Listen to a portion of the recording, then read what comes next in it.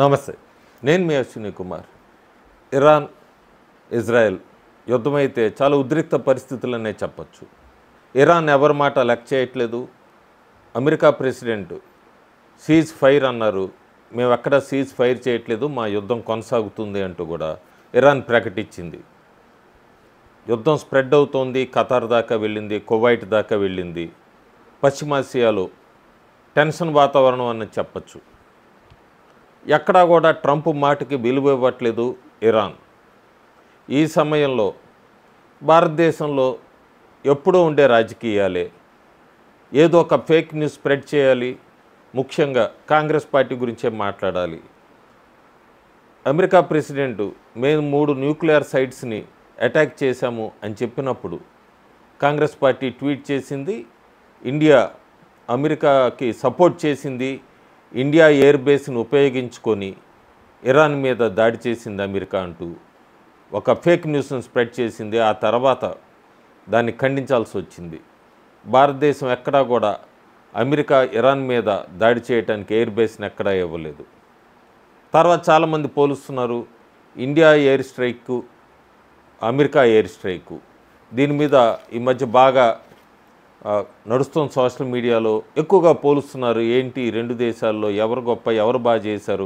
సహజంగానే భారతదేశ వ్యతిరేకలు అమెరికాని పొగుడుతూ ఉంటారు, ఇది మామూలే. అక్కడ నడుస్తున్నది ఏంటి? మనం ఒకసారి కనుక ఇండియా ఎయిర్ స్ట్రైకు అట్లాగే America air strike, America air strike చేశానని చెప్తుంది కాబట్టి రెండింటితో పోలికి చూసుకుంటే, ఇండియా అయితే అప్పుడు మనం ఆపరేషన్ సింధూర్ అప్పుడు చేసిన స్ట్రైక్స్లో ప్రతి దానికి ఫుటేజ్ రిలీజ్ చేసాము. ఎవ్రీ టార్గెట్ని దేని టచ్ చేసామన్న దాని మీద ఒక వీడియో ఫుటేజ్ క్లియర్గా రిలీజ్ చేసింది భారతదేశం. అమెరికా ఇంతవరకు కూడా ఎక్కడా కూడా మేము న్యూక్లియర్ సైట్స్ని హిట్ చేసామని చెప్తుంది, కానీ ఎక్కడ ఒక్క ఫుటేజ్ కూడా, వీడియో క్లిప్ కూడా రిలీజ్ చేయలేదు. ఇండియా 11 ఎయిర్ బేస్ని డిస్ట్రాయ్ చేసింది ఆపరేషన్ సింధూర్ అప్పుడు పాకిస్తాన్లో. అట్లాగే 9 టెర్రరిస్ట్ క్యాంపులను కూడా ధ్వంసం చేసింది. ఒక న్యూక్లియర్ ఫెసిలిటీ దాన్ని కూడా ధ్వంసం చేసింది. అమెరికా క్లెయిమ్ చేస్తోంది 3 న్యూక్లియర్ ఫెసిలిటీస్ని హిట్ చేశామని, కానీ ఓన్లీ క్లెయిమే, ప్రూఫ్స్ ఎక్కడా కూడా లేవు. ఇండియా ఆపరేషన్ సింధూర్ అప్పుడు 100 మంది పైన టెర్రరిస్టుల్ని అట్లాగే పాకిస్తాన్ ఆర్మీని కూడా మట్టుబెట్టింది. యుఎస్ఏ ఇంతవరకు కూడా ఎక్కడ ఒక కిల్లింగ్ అన్నది ఏది కూడా కన్ఫర్మేషన్ కూడా ఇంతవరకు ఇవ్వలేదు. ఇండియా ఆపరేషన్ సింధూర్ అప్పుడు ఒంటరిగానే యుద్ధం చేసింది, కానీ అప్పుడు పాకిస్తాన్కి చైనా వెనక నుండి, అమెరికా పబ్లిక్గా, టర్కీ, ఈ దేశాలన్నీ కూడా పాకిస్తాన్ హెల్ప్ చేసిన సంగతి అందరికీ తెలుసు. యుఎస్ఏకి ఎక్కడా కూడా ఒక్క అపోజిషన్ లేదు. ఇరాన్ ఆల్రెడీ ఒక వీక్ పొజిషన్లో ఉంది ఈ ఎప్పటి నుంచో ఇజ్రాయెల్తో యుద్ధంలో ఉన్నందుకు. సో దీన్ని బట్టి చెప్పచ్చు ఎవరు ఆ యుద్ధంలో సక్సెస్ అయ్యారన్నది. ట్రంప్ కూడా చాలా స్టేట్మెంట్స్ ఇస్తున్నారు వ్యంగ్యంగా, ప్రస్తుతానికైతే వాటిని మనం కొట్టిపారేయచ్చు. కానీ ఇక్కడ భారతదేశం మాత్రం అందరూ భారతదేశాన్ని ప్రశ్నించారు. ఆపరేషన్ సింధూర్ అప్పుడు అమెరికా సెలబ్రేషన్స్ చేసుకుంటోంది. 57 పైన ముస్లిం దేశాలు ఉన్నాయి, ఒక్కళ్ళు కూడా ఇరాన్కి మద్దతుగా మాట్లాడట్లేదు.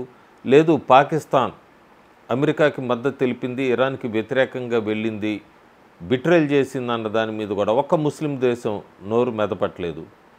షియా, సున్నీ వీళ్ళకి సంబంధించిన మీద ఆ ముస్లిం మతంలో ఉన్న వాళ్ళ మధ్య విభేదాలు, కానీ ముస్లిమ్స్ 57 దేశాల వాళ్ళు ఎవరు కూడా ఇరాన్కి వెన్నుగా నిలబడింది లేదు. అదే తేడా భారతదేశంలో అందరూ కూడా యునైటెడ్గా ఉన్నారు.